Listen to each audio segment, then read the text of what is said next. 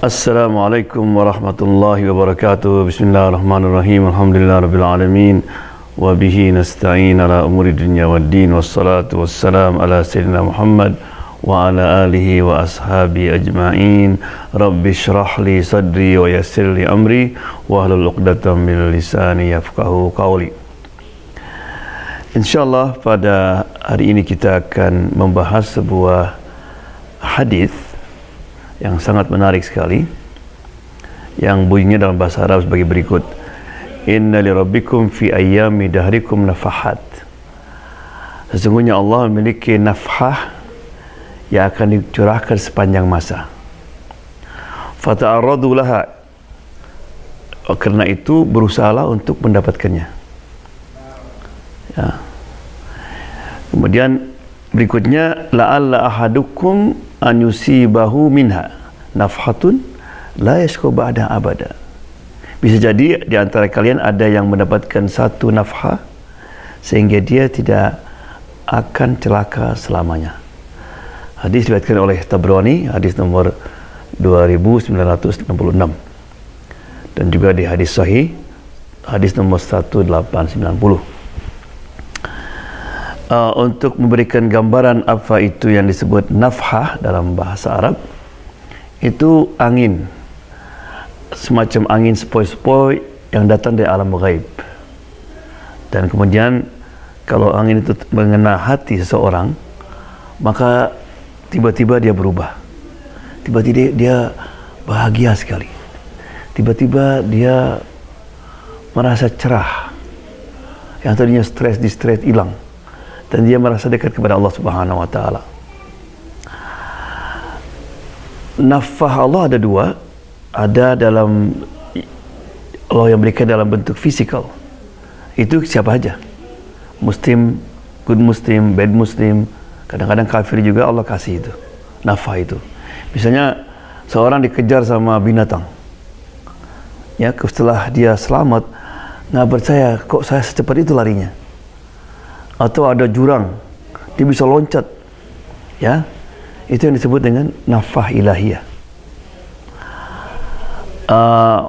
Kisah yang masih ingat ketika saya itu waktu itu saya masih SMA, itu peristiwa Gestapo. Ketika tentara mau membunuh dia kan, ajudannya kan sama seperti dia, jadi yang dibunuh ajudan kan. Jadi begitu dia mendengar tembakan dan dia tahu, dia yang dicari, maka dia ke belakang, kemudian dia loncat tembok yang tinggi sekali.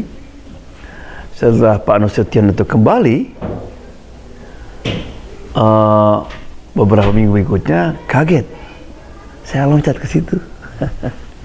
Ya, ini kadang-kadang terjadi, kita ngangkat sesuatu misalnya, atau ada orang mau masuk ke jurang. Ya, tiba-tiba kita meloncat yang kalau biasa nggak mungkin secepat itu kan. Itu nafhah Allah berikan kepada, ya. Tapi kalau nafhah dari segi spiritual, itu Allah hanya berikan kepada orang yang mencarinya. Maka kata Nabi kan, fatarassadu, fata'arradu, carilah dia. Jadi ada sebuah usaha. Kemudian bagaimana agar kita bisa mendapatkan nafhah itu? Ya. Dalam bahasa Quran juga disebut nafhah ini fadlullah. Banyak ayat, walaula fadlullah, kalau bukan karena kurnia Allah itu fadl. Allah berikan kepada seseorang suatu kelebihan, fadl itu. Ya, dalam surat Hujurat Allah mengatakan, walakinnallaha habbaba ilaikumul iman wa zayyanahu fi qulubikum. Namun Allah SWT membuat kamu lebih mencintai imanmu itu. Artinya cinta kita kepada Allah meningkat. Kemudian wazai, Allah SWT beautify, memperindah. Sehingga kita dalam hadis qudsi disebut, kita melihat bukan dengan mata kita, dengan mata Allah SWT. Mendengar dengan telinga Allah Subhanahu wa taala, ya. Dalam hadis qudsi disebut itu. Ada general nafhah. Jadi nafhah yang Allah Subhanahu wa taala kasihkan dalam waktu tertentu. Misalnya di Arafat. di Mina, di Multazam, gitu kan. Banyak kisah-kisah orang. Ada kisah yang menarik, orang Mesir, dia kerjanya itu travel agent, tapi travelnya itu ke Eropa, ke Asia, Bangkok, itulah. Akhirnya ada customer yang minta, kenapa dari Eropa kita bisa terus ke Mekah umroh, dia salat pun enggak. Ya udah, akhirnya kena bagi dia kan bisnis, ya udah dia banyak. Nah, umroh kan mesti belajar sedikit, dia guide masa nggak tahu, akhirnya mau belajar dia, belajar rukun-rukun umroh, right? Kemudian prosesnya gimana, tawaf dulu atau sa'i dulu, belajar dia. Kemudian belajar pakai ihram, gitu kan. Yang tujuannya hanya guide saja, itu tiba-tiba ketika dia sudah tawaf dan dia sedang berdoa di makam Ibrahim, dia nangis. Dan kemudian hidup dia berubah. Dan travel dia hanya khusus sekarang, hanya umroh aja. Dia tulis itu, cerita dia itu, alhamdulillah katanya, itu customer itulah yang dapat pahala lebih banyak dari saya, karena dia mengambil inisiatif. Saya nggak tahu salat, nggak tahu Allah, nggak tahu apa-apa, ya. Dan saya sekarang bahagia. Dulu nggak tahu uang kemana itu katanya. Saya selalu cocok sama istri saya, anak saya. Sekarang semuanya akur dan hidup bahagia. Nah, itu Allah berikan nafah karena ada suatu usaha. Dia datang ke tempat suci Allah Subhanahu wa taala. Atau nafah Allah berikan pada malam hari. Itu sering terjadi. Makanya kan para aulia, para ulama, para nabi dulu, kalau malam tiba itu kan bahagia sekali. Dan kalau mereka sangat nangis sekali kalau kehilangan salat malam. Kenapa? Karena mereka merasakan nafah Allah SWT itu, berdialog dengan Allah SWT pada malam itu, ya. Nah itu, nah kalau bulan Ramadan, nafah itu Allah berikan pada malam Lailatul Qadar. Baik. Makanya kalau kita lihat Lailatul Qadar kan salamun hiya salam. Nah, salam itulah nafah, ya. Imma nafah Allah langsung berikan atau melalui malaikat. Karena pada malam itu banyaknya orang yang mencari malam Lailatul Qadar, maka dibagi-bagi, gitu kan. Nah, yang beruntung adalah yang di masjid, karena tamu agung biasanya kalau datang ke suatu kota nggak datang ke rumah-rumah kan, ya. Semua ingin, tapi ada tempatnya khusus, gitu kan. Jadi kalau yang di rumah itu dapat Lailatul Qadar itu dari nafah malaikat. Tapi insya Allah yang di masjid itulah yang beruntung.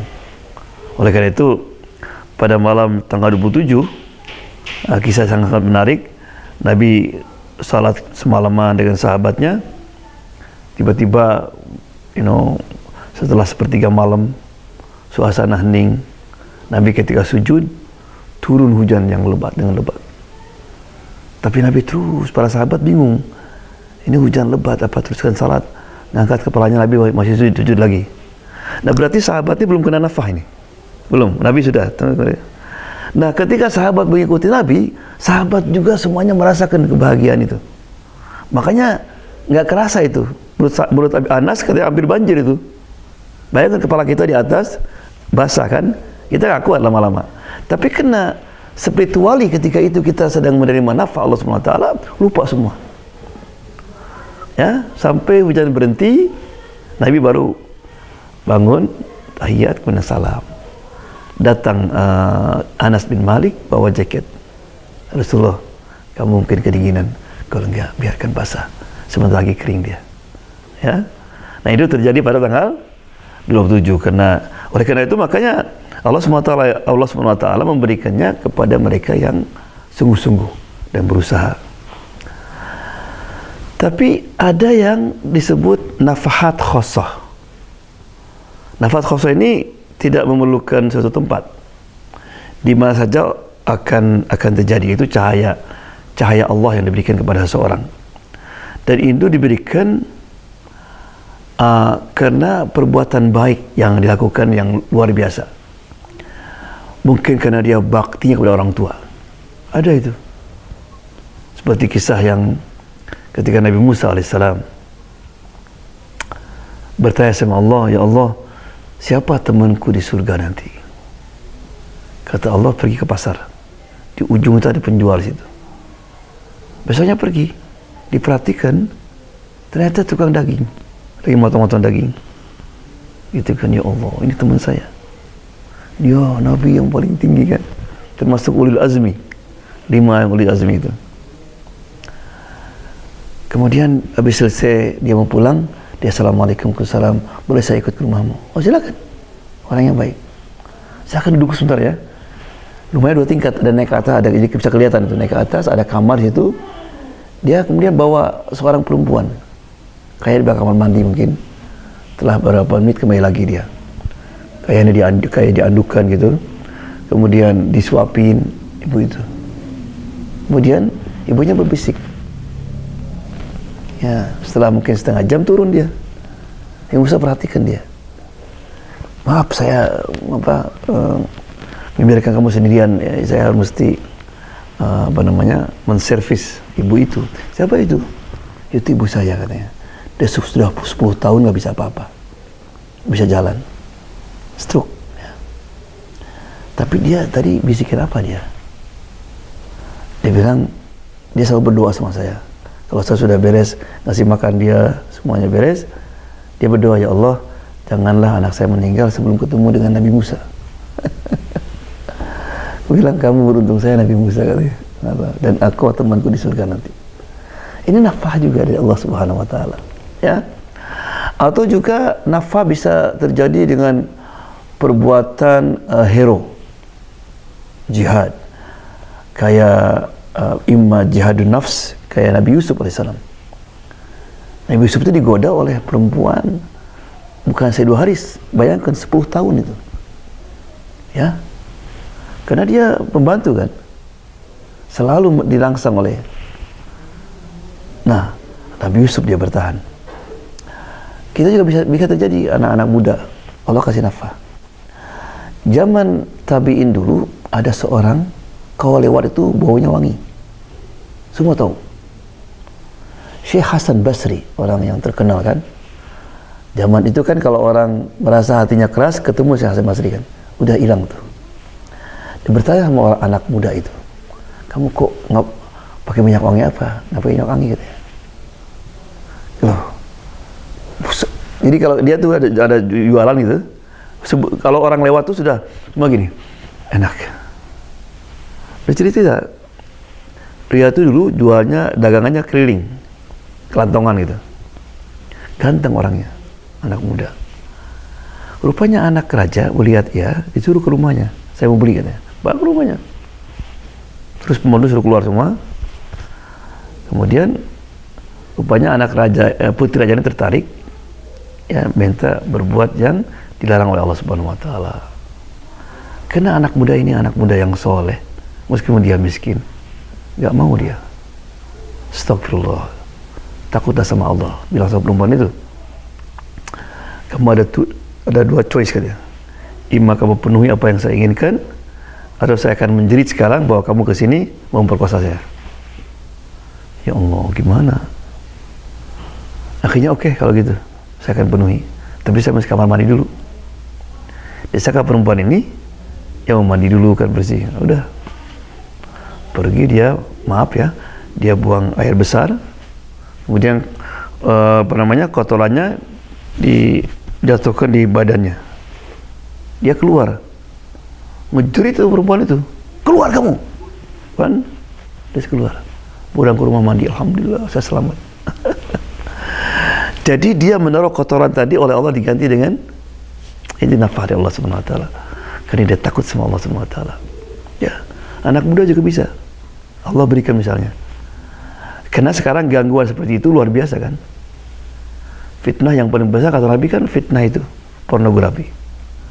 Ya, bisa anak muda lagi sendirian dia di laptop, terus keluar itu, lah, bisa. Atau kisah seorang sahabat namanya Ghasilul Malaikah, orang yang dimandikan oleh malaikat. Apa yang terjadi?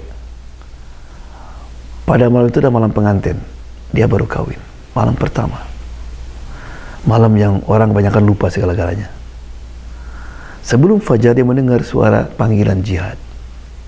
Dia belum mandi janabah, dia langsung ambil pedangnya, naik kudanya, dan dia berjuang.